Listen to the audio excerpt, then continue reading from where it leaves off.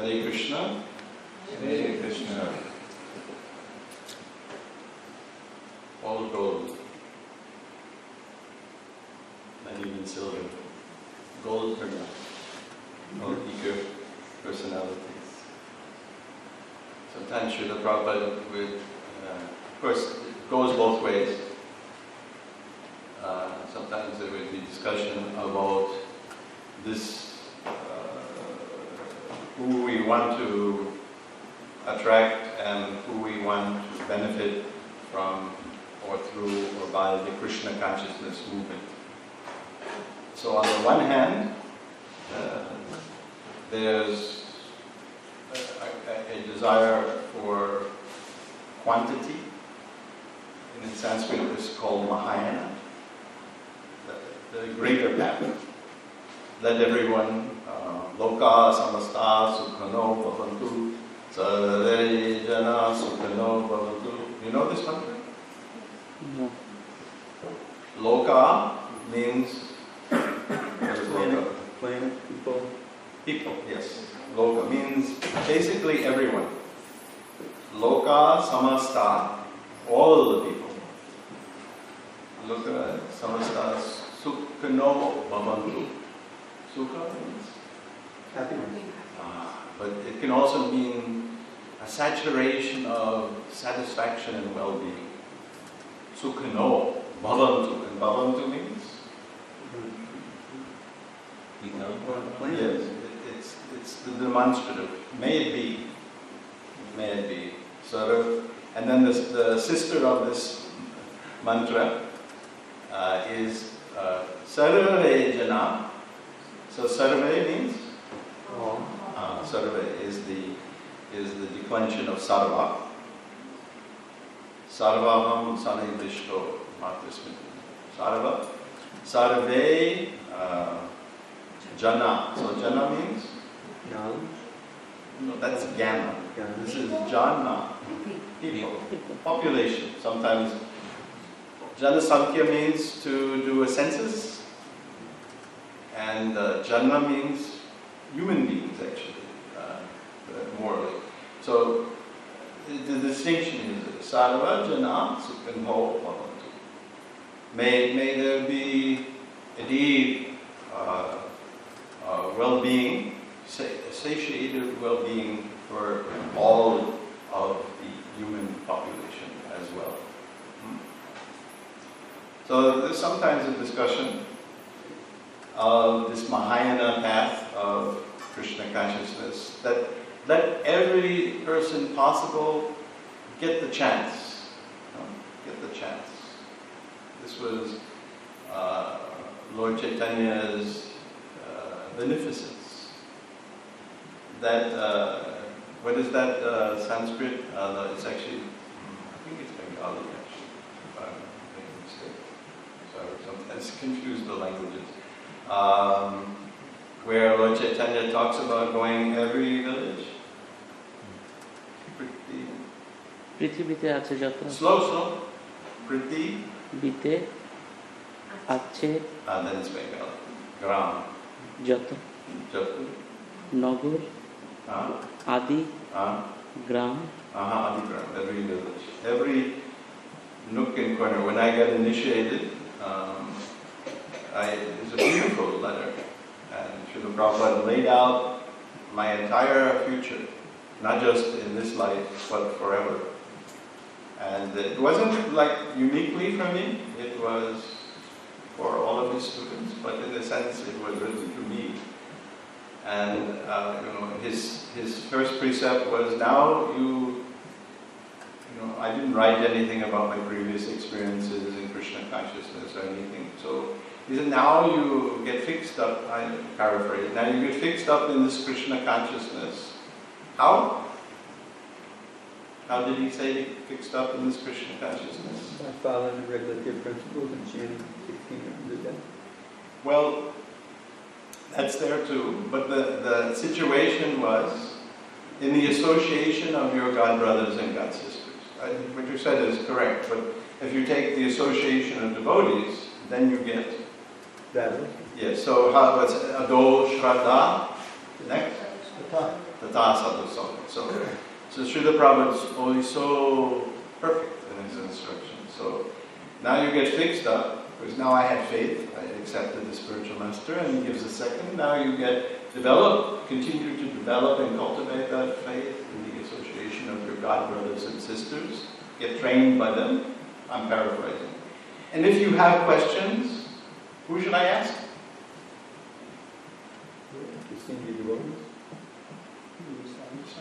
He said, if you have questions, you ask Rupa Nuguru, your temple president. He says, and as it has been laid out by the spiritual masters, not by him, he's accepting me as a disciple. He says, follow me as I'm telling you. So he's so transparent.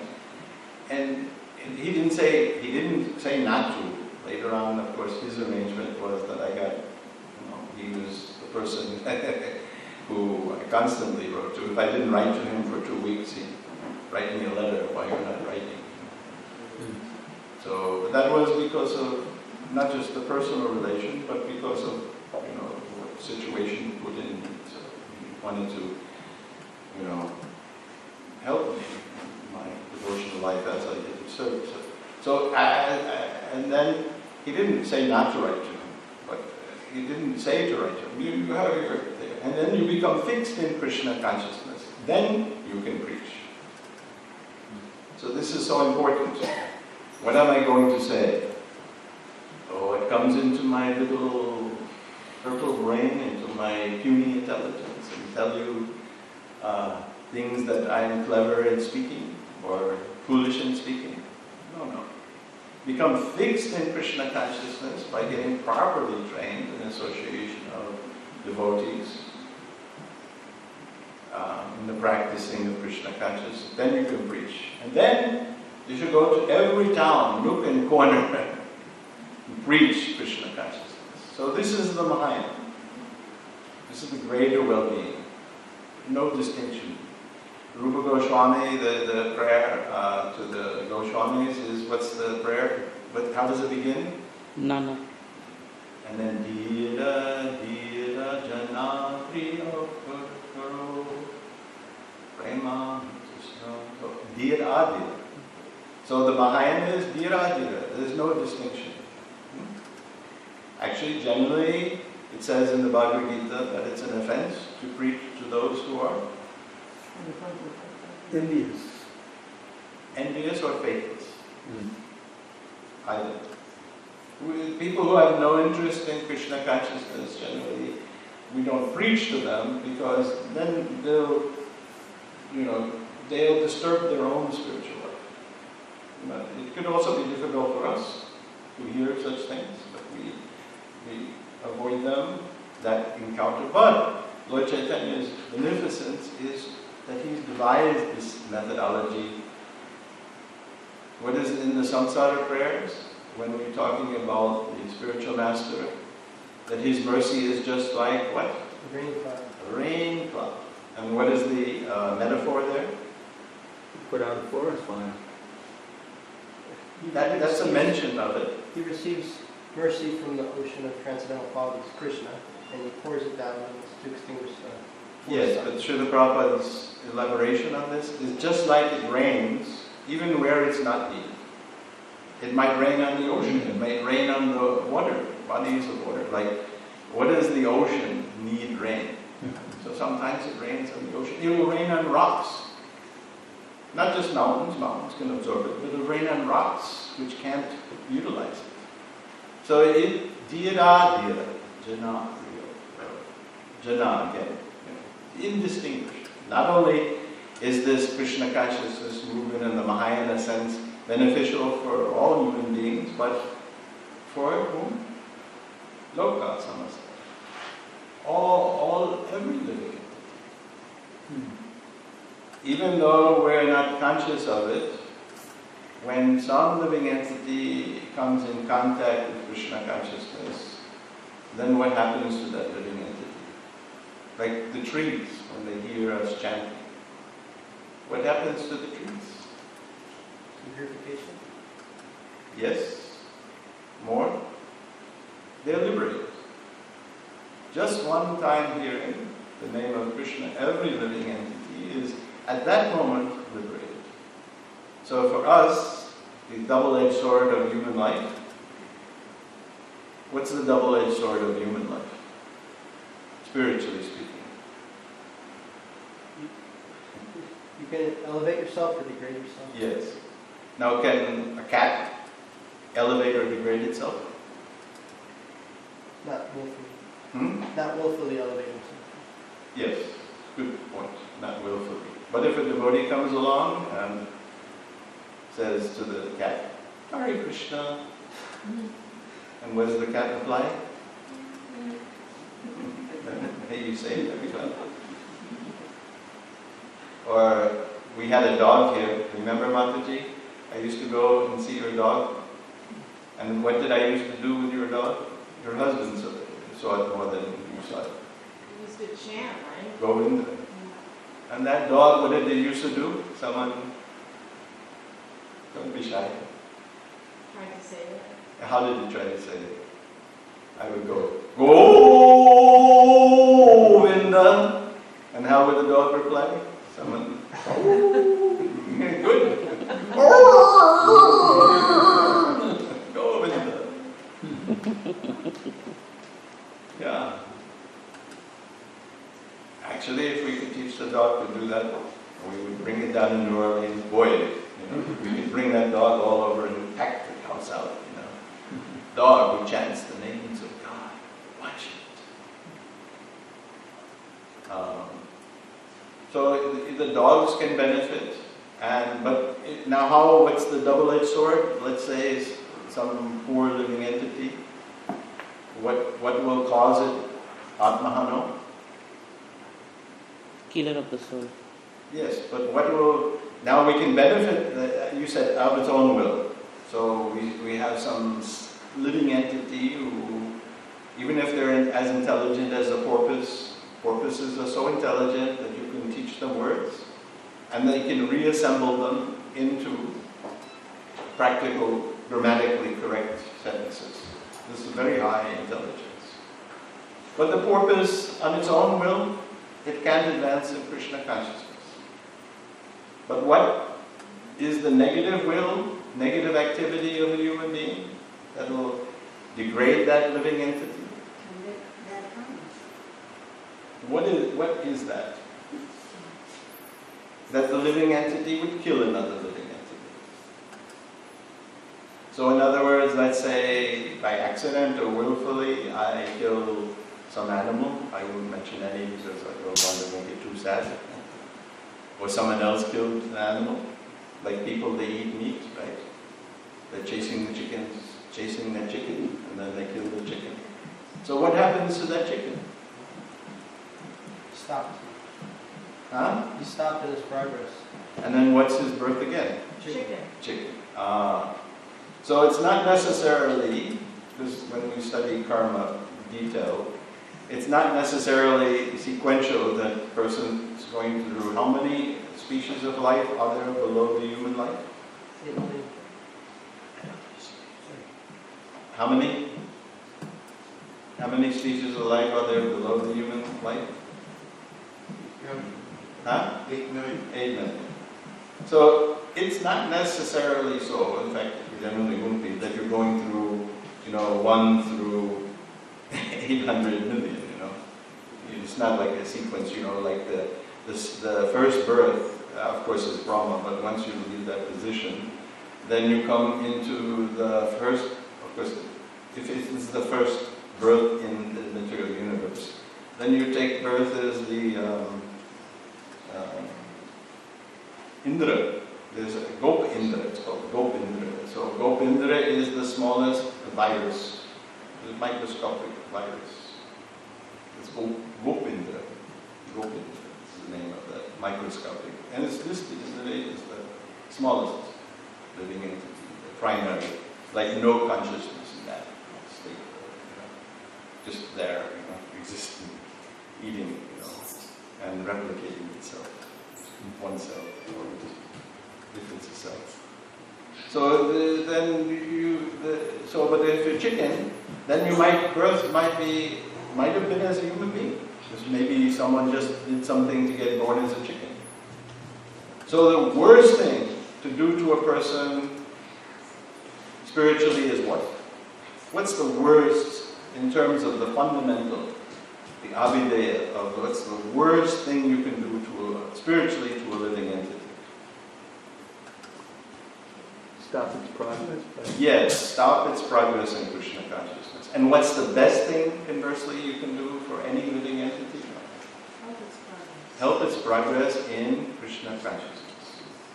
So even I might, just like I told the story, I don't want to divert because we should keep time, but I told the story how before coming to the Krishna consciousness movement, because I visited India, and there were many good fortunes I had throughout my life, but in India I had more good fortunes than previous to that, although it was all wonderful in terms of Krishna being kind to me. There was never anything that other than kindness. So I had the good fortune actually of having a Sri Vaishnava mentor who gently nudged me on the path, and many other things, like how I learned to chant Hare Krishna. I was a devotee of the Lord Chaitanya's mission from Vizag, owned a bus, and he painted the Maha Mantra in every bus. So by his grace, that owner of the bus or the manager of the bus company, it might even been the painter. I don't know. One of those persons, or all three. Of course, the painter had to be involved. So the painter introduced me to chanting Hare Krishna. So even if I didn't go any further, what happened to the painter? Spiritually? He pleased Krishna. Yes. And then it helped him in progress of, in improving himself as a servant of Krishna. So even he never met me, but he was instrumental in, maybe that's the only time I chanted. For me, it began, when I chanted, and then that resulted in my friend asking my Sri Vaishnava friend, I said, what is this? Because it was written continuously, in Telugu. So fortunately, I knew Telugu, and fortunately I was in that bus, a lot of good fortune, and fortunately the ride was not an encounter with hell, but, compared to, because I lived a rough and tumble life, but, it was, most Indians, if they took that bus ride today, would consider it hell, so that says something, So, it's like, I read, and, I didn't know the first word, because it just like continuous, and I couldn't even, there was no spaces, except I could finally make out Rama, Rama, Hare, Hare, Hare Krishna, Hare Krishna. So the whole trip, 2.5 hours, 3 hours, I was just reading this Maha Mantra to transcend. And it was very nice. So then I asked my friend what this was about, and then he said, that some 500 years ago, God incarnated in a beautiful golden form. And because he was golden, he was known as Gauranga. So then that chanting Maha Mantra actually led to me seeing a beautiful picture of Krishna, taking Krishna Prasadam, and then being in a situation in which the person in the same room, which was hellish, full of mosquitoes and bed bugs, and about 100 degrees and 98% humidity, and he had tuberculosis, so we chanted Narayan all night. So then one thing led to the other, and then my Sri Vaishnava friend, he says, the next time you should go to Simhachalam, and you should see Nrsimhadev. And then he said, there's a good thing you should do when you go to the temples. You should chant Govinda Jaya Jaya Govinda. So this whole sequence, you see, all because of this, I can attribute the root to this one, whoever wrote that. So we may not realize how we are going to help someone in their humble progress to Krishna consciousness. Maybe they're eager, maybe they're not. One time someone hears Krishna, immediately all this, it's cited by Sri Haridas Thakur,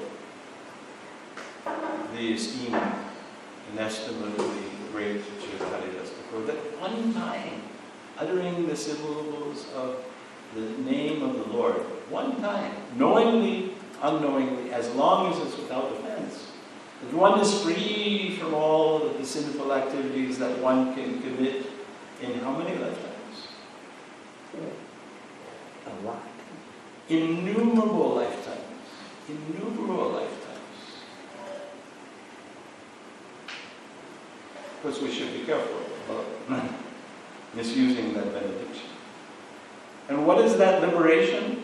What is the meaning of that liberation? One immediately is liberated, freed from all of the effects of karmic activities, from millions and billions of lives of Brahma, if that would be the case. And what is that condition of liberation? What does that bring one? What happens when one is liberated? Free from birth and death. Free from birth and death. Yes, and what is the condition that's potentially free from birth and death? Because it depends what you do after that. What is the meaning of free from birth and death? From the effect of birth and death? Is that... So, Durga, Maya means Durga. Durga means prison. We are all prisoners in this material world. So the metaphor is that we're shackled. We're shackled, hands and legs. And that shackle means that we're shackled from doing what? The conditioned soul is shackled from doing what? As long as someone is a conditioned soul. I'm not talking about the subtleties of, perfection of Krishna consciousness. But someone who's a conditioned soul, they're inhibited from what? Free movement. Free movement. They're inhibited from what is the activity of the real self? They're prohibited from eternality, knowledge, and bliss. Which means Satchitananda. yes. So they're prohibited. Maya has two potencies, avarnaktika and varnaktika. So one is that she covers ourselves. So even if someone is right before Krishna, if they're impious, they won't see.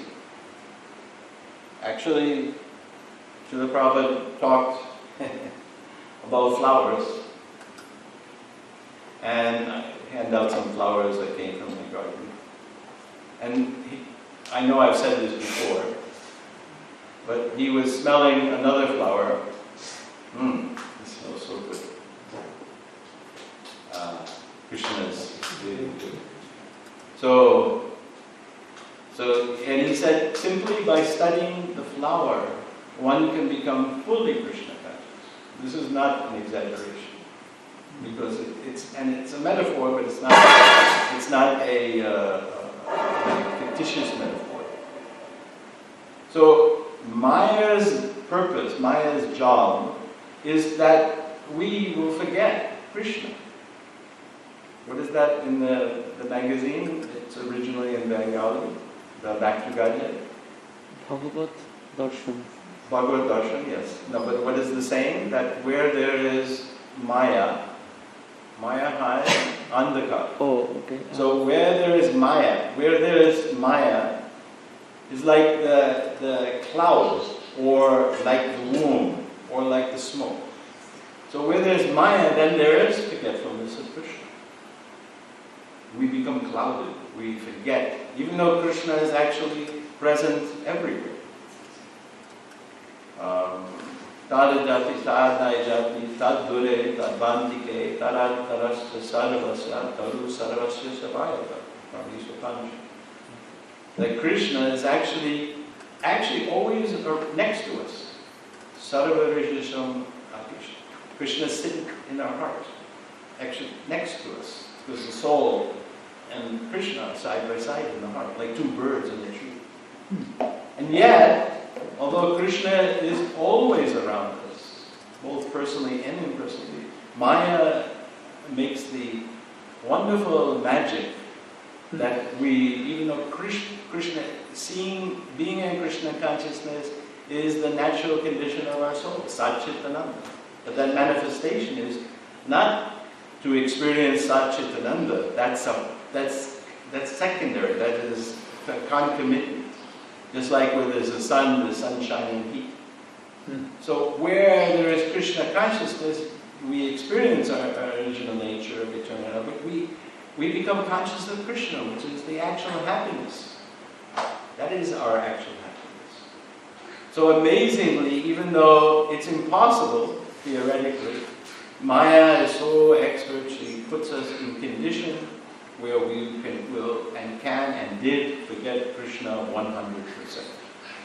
So liberation that is the shackle of the living entity in this material world. And liberation means that by the mercy of some Vaishnava, we met or didn't meet, we come in contact with the transcendental energy of the Lord, and we are liberated, and in that position we can revive or begin our Krishna consciousness. We have that opportunity. We are no longer fettered, restricted. Just like someone has done something wrong in driving. Of course, this is considering that, the judicial system is effective, which in America is a bit better than in India or other countries. I wanted to get a driving license in the Philippines. And in the Philippines, corruption there is systematized.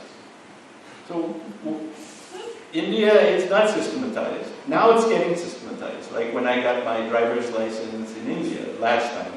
First time I got my driver's license, I walked in and they said, "What's your name?" I said, "Tejiyas." No identification.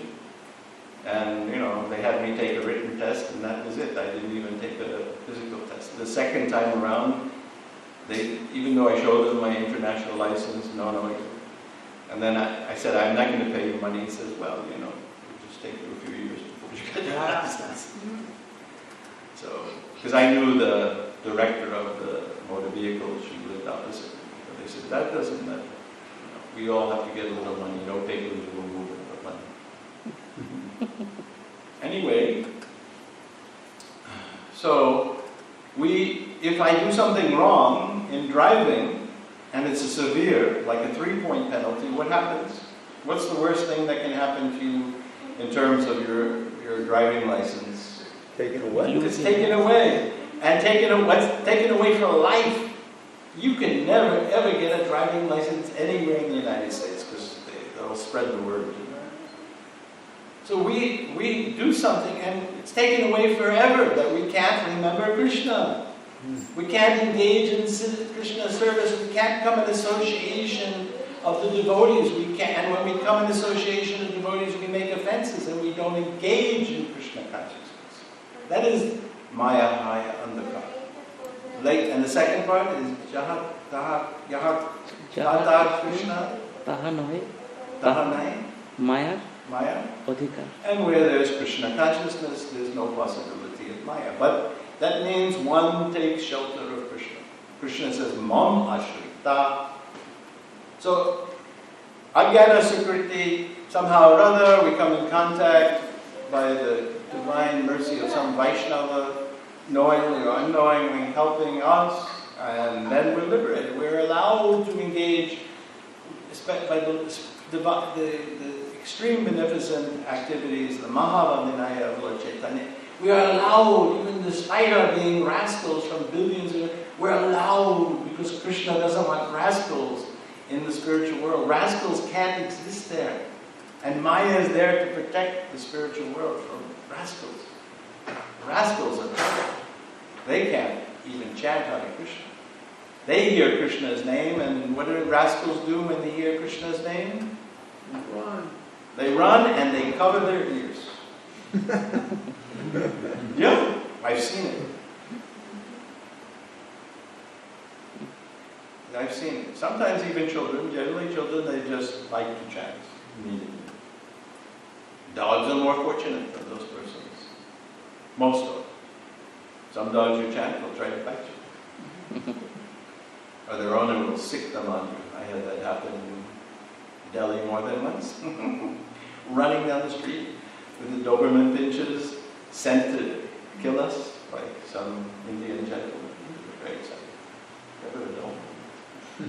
So, Yesham Tvanta Gadam Papam Jananam Punikam Te Dvandva Mohanimukta. This dvanda, this duality, we are liberated. Mokshashami. We are liberated from this by Krishna's mercy, by coming in contact with some even nude form of devotional service. Immediately, we become eligible, despite our having no eligibility. This is kripa. Kripa.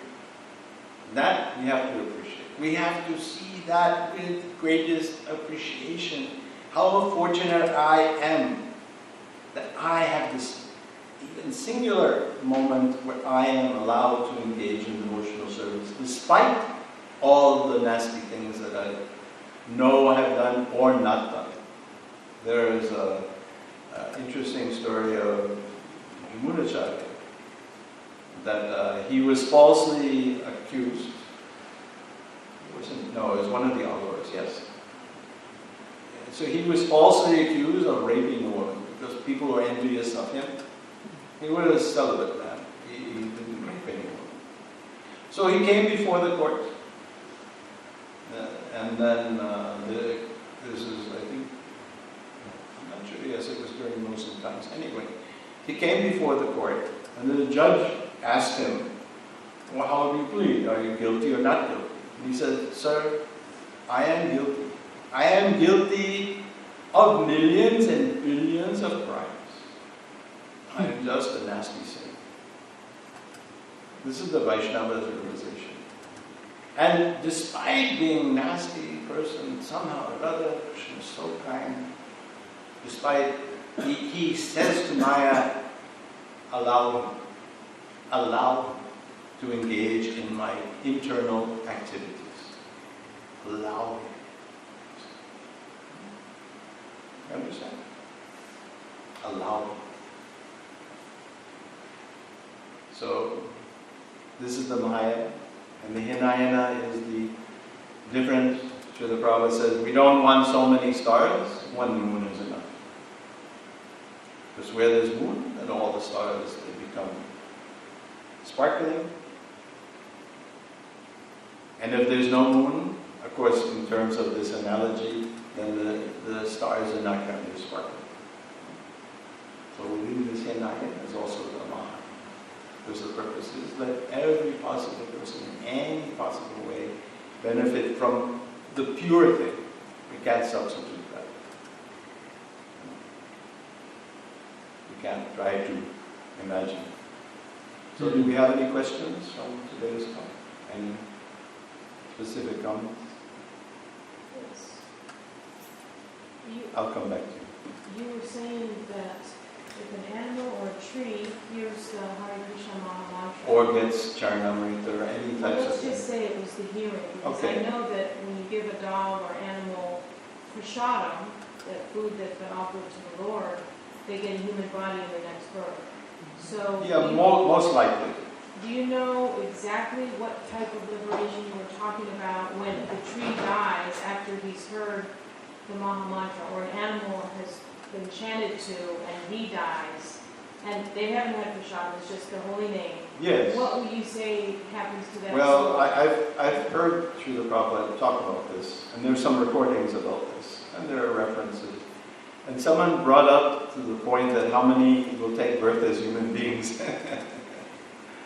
So, because the principle is that any living entity who has heard the holy name, that they're going to get human birth. So, we don't have to go into minute detail, because that's not our exercise.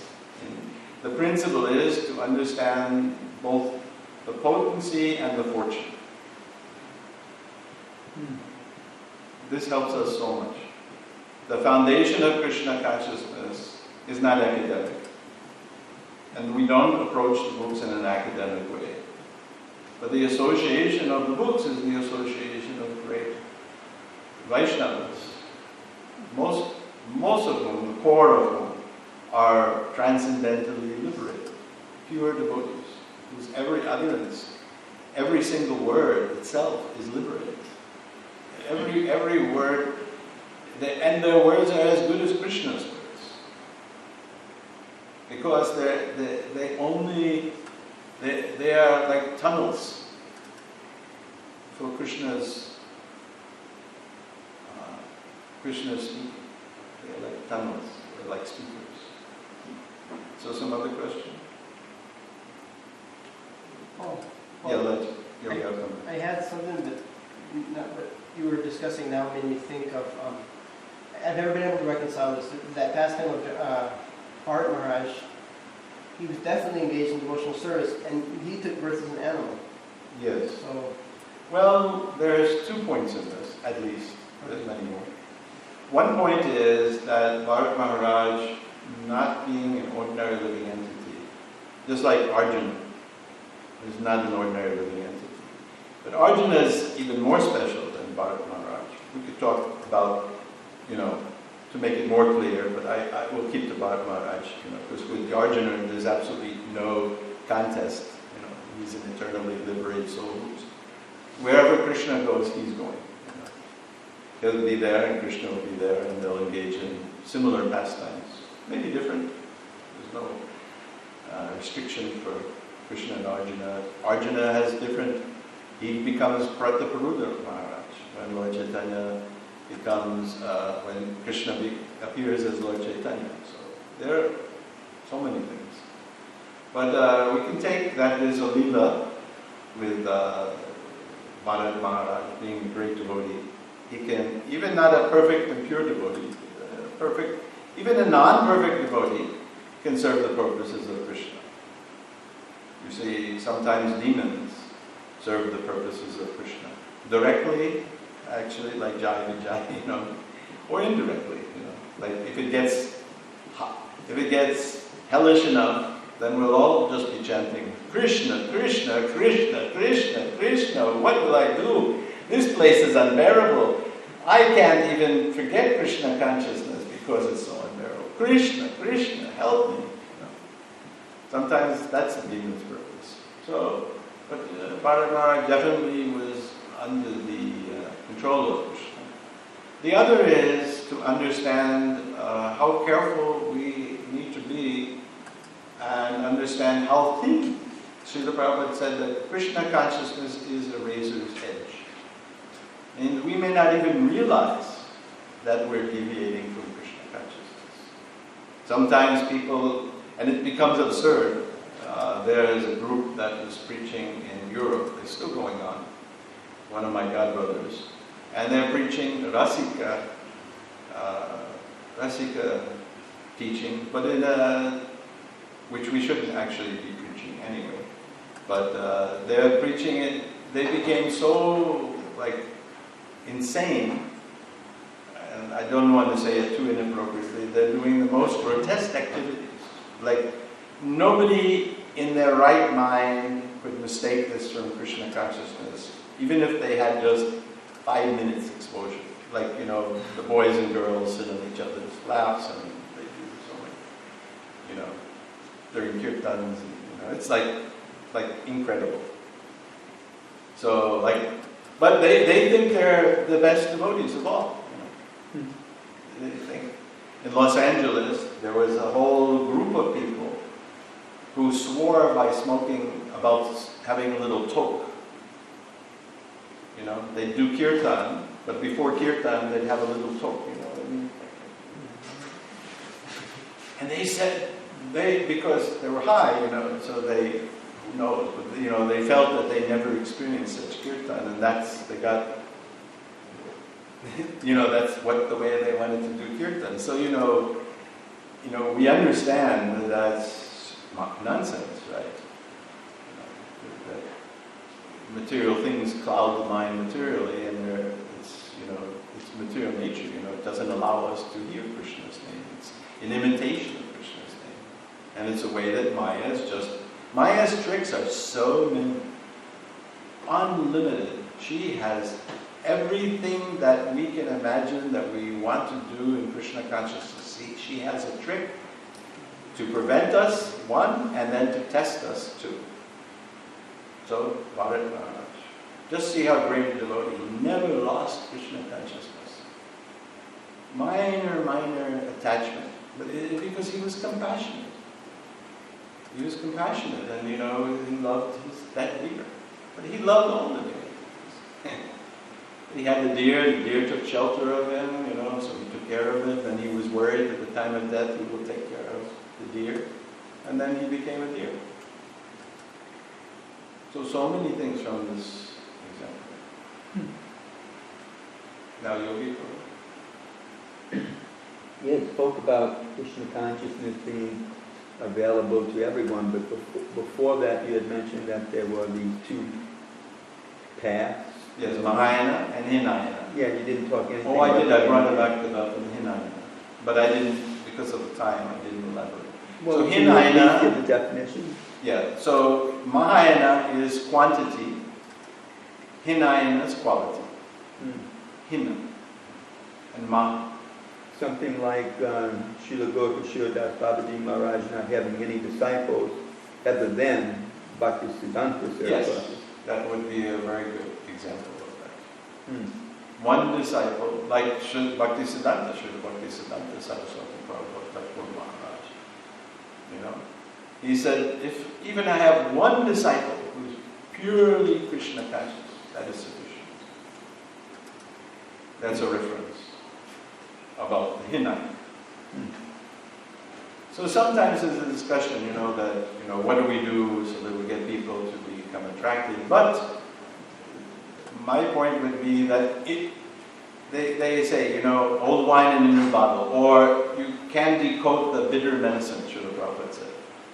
But if the medicine is not there, then it's totally useless. So sometimes people have started like rock bands. So Srila Prabhupada didn't like the rock bands. But when George Harrison started chanting Hare Krishna, he encouraged him like anything. For us to become a rock band, Prabhupada thought this is a fall down. Now you are the pure level of Krishna consciousness. Prabhupada used to write to me, now strain your brain how to distribute my books to the intelligent class of men. So yes, we should strain our brain and have innovative ways of preaching. But in the end, if we don't preach, then it's worse than useless. It's worse than useless. It not only is bad for me, but you see, I had the chance to somehow or other, in a way that would work for somebody, give them something, something, some contact, some touch with Krishna, right? So that is how to, that's why prasadam and kirtan should be so wonderful that people, they love it. Prabhupada didn't mind innovativeness in kirtan.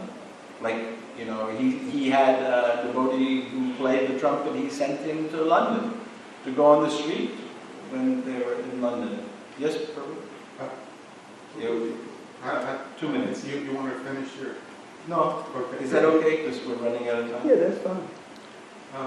Earlier you were mentioning,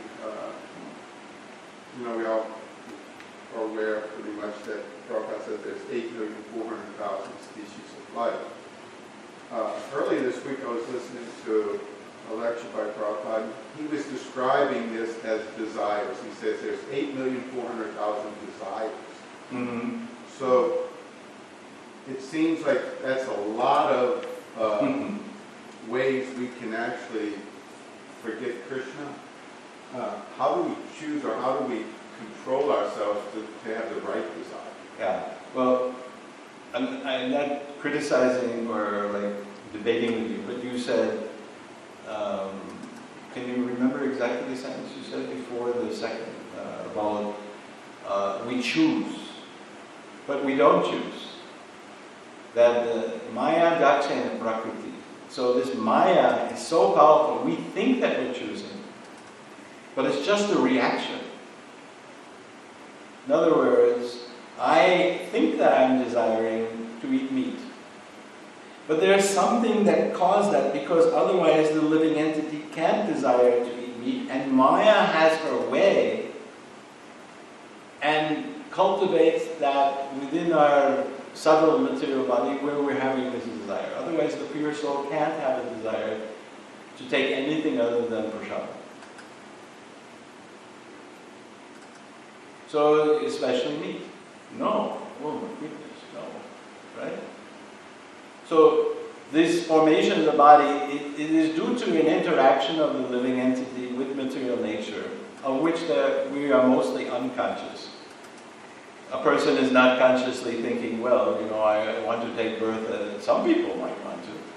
But, I'm going to take birth, as a pig, But if we eat all types of dirty things or something, or who would be thinking, I want to take birth as a tree, and stand there for 5,000 years. Yeah, I want to take birth as one of those sequoia trees, 5,000 years, 180 feet high and 30 feet, whatever it is, fantastic, or whatever it is. Who would want to take birth as a demigod? If you start thinking about it. This is not a great birth because demigod does not have that separate willful activity.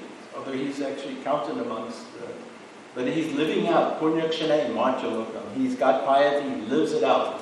And this, if you think that there's temptation in this human life, just imagine if you could ramp up every one of your desires 10,000 times. It's bad enough we have to live with the level of the desires of this body, because you said there's 8,400,000 desires, types of flavors of desires. Just imagine if you could, we don't have time and I don't want to distract. But if all of a sudden your desires ramped up 1,000 times, even 100 times, my gosh, we have enough trouble with our minds and our senses as it is, right? Take birth as a demigod and you have the capacity to enjoy 10,000 times more. And not only that, but the objects of desires are 10,000 times more powerful. Srila Prabhupada said, if you saw a demigoddess, means a deva, a female deva, that type of demigoddess, material demigoddess, you would faint. He says, the beauty of this women in this material world pales in comparison to these demigoddesses. Pales 10,000 times. He said, if you saw them, you would faint.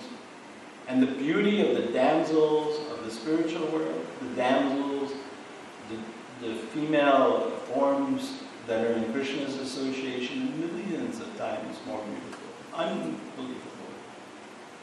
But I don't want to divert because we'll start a whole other discussion about Krishna and how he is tyagi, how Bhishma Dev is talking with him about Krishna's amazing ability that he has no attraction, even though Krishna creates the most unbelievable and attractive living entities. Krishna has no attraction.